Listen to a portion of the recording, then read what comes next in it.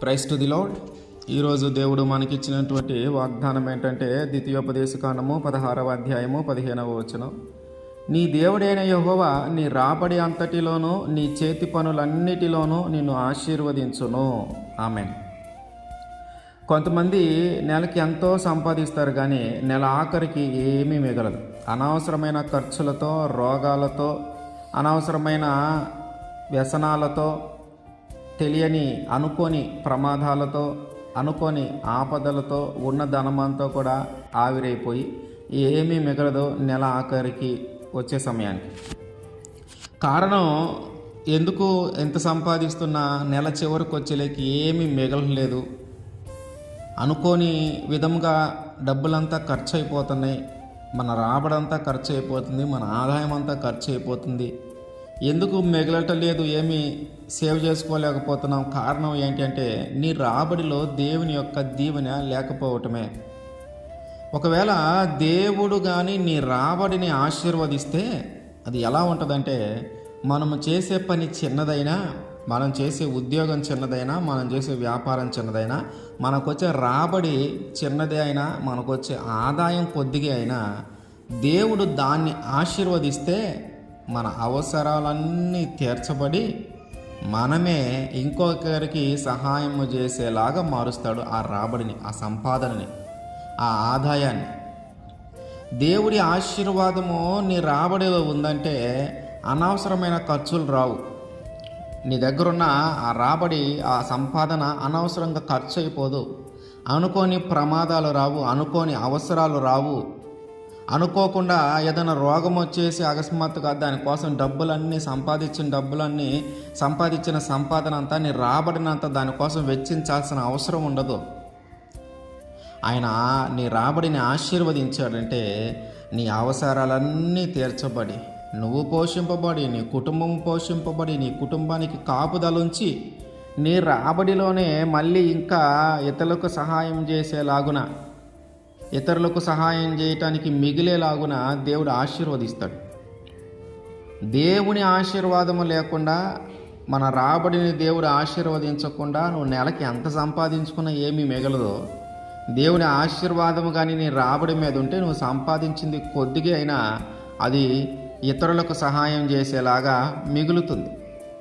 దేవుడు ఎప్పుడు కూడా నువ్వు ఏం పని చేయొద్దు, నువ్వు ఖాళీగా ఉండు అని ఎప్పుడు చెప్పడు. నువ్వు ఏదో ఒక పని చేయి. నువ్వు చేతితో ఏ పని అయితే చేస్తావో ఆ పని నేను ఆశీర్వదిస్తా, నీ రాబడిని నేను ఆశీర్వదిస్తానంటూ ఉన్నాడు దేవుడు. దేవుడు మన శ్రమను ఇష్టపడతాడు, సోమరితనాన్ని కాదు. దేవుడు మనల్ని ఆశీర్వదించాలంటే ముందుగా మన చేతుల్లో ఏదో ఒక పని ఉండాలి. చిన్నదో పెద్దదో ఏదో ఒక పని మనం చేస్తూ ఉంటే దేవుడు ఆ పనిని ఆశీర్వదిస్తూ ఉంటాడు. మనం చేసేది చిన్న ఉద్యోగమైనా, చిన్న వ్యాపారమైనా, లేదా ఇంటి పనులైనా కావచ్చు. దేవుడు మనం చేసే ప్రతి పనిని గమనిస్తాడు కనుక మనము చేసే పనిని ఆయన ఆశీర్వదిస్తాడు. ఎప్పుడంటే మనము నీతిగా, నిజాయితీగా, నమ్మకంగా చేయాలి. మనము కష్టపడాలా, మన కష్టాన్ని ఎక్కడ దాచుకోకూడదు, మన పనిని మనం ఎక్కడ దాచుకోకూడదు.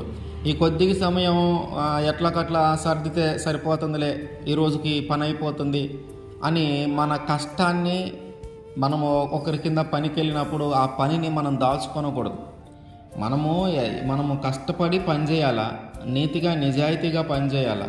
ఎప్పుడైతే మనము నీతిగా నిజాయితీగా కష్టపడి పని చేస్తామో అప్పుడు ఆయన మనం చేసే ప్రతి పనికి దేవుడు తన పరలోకపు దీవెనను జోడిస్తాడు.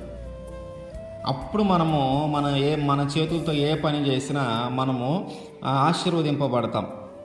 మన దేవుడు అంటున్న మాట, నీ దేవుడైన యెహోవా నీ చేతి పనులన్నిటిని ఆశీర్వదిస్తాడు. కాబట్టి మనకు వచ్చే ప్రతి పని మనం చేయగలగాలి. మన తెలివిని, మన జ్ఞానాన్ని, మన బలమును ఉపయోగించి మనము సంపాదించటం మొదలు పెడితే, ఆ పని చేయటం మొదలు పెడితే ఆ పనినంతా ఆశీర్వదించేది దేవుడు. ఆ కష్టపడటం ద్వారా వచ్చిన సంపాదనను, ఆ కష్టపడటం ద్వారా వచ్చిన రాబడిని, ఆ కష్టపడటం ద్వారా వచ్చిన ఆదాయమును దేవుడు ఆశీర్వదిస్తాడు. ఎప్పుడైతే ఆయన ఆశీర్వదిస్తాడో అప్పుడు అది మన అవసరాలకు పోను మళ్ళీ ఇతరులకు సహాయం చేసేలాగా మిగులుతుంది.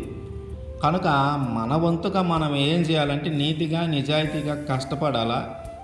మనం ఆయన పైన ఆనుకొని మన వంతు కృషి మనం చేస్తే తన అపారమైన కృపతో దేవుడు మన చేతి పనులను సఫలపరుస్తాడు, మన రాబడిని ఆశీర్వదిస్తాడు. గనక ప్రతిఫలం కోసము మనుషుల వైపు చూడకుండా ఆశీర్వదించే దేవుని వైపు నమ్మకంగా చూస్తూ ముందుకు సాగుదాం. అప్పుడు ఆయన మన జీవితంలో జరగవలసిన మేలును ఆయన జరిగిస్తాడు. మనం ఏ పని చేసినా ఆ పనిని ఆశీర్వదిస్తాడు. మన చేతి పనులు అన్నిటిని ఆశీర్వదించి మన రాబడినంత ఆశీర్వదిస్తాడు. ఆమేన్.